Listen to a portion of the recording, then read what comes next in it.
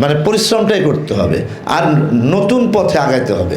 মানে যেই যেই পথটা কেউ আগায়নি, সেটা সংবাদই বলেন, সে অভিনয় বলেন, সেটা যাই বলেন, নতুন একটা রাস্তা বের করতে হবে, সেটা করতেই পরিশ্রম করতে হয়।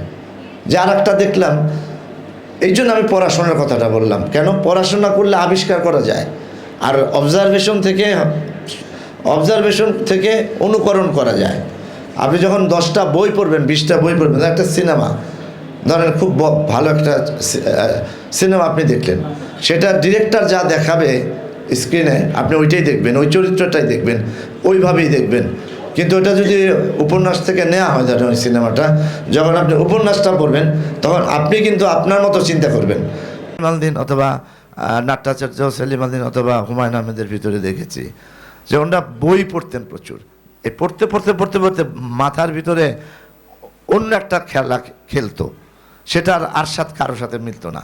বা বড় বড় অন্য সাহিত্যিক বলেন, সবার ক্ষেত্রে আমি বলছি, বা যারা সাংবাদিকতা করেন তারাও দেখেন, মোনাজাত উদ্দিন নামে একজন সাংবাদিক ছিলেন বিখ্যাত, দিনাজপুরে উনি কাজ করতেন।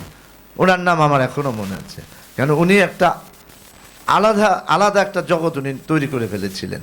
সিম্পল একটা মফস্বলের একটা লোক।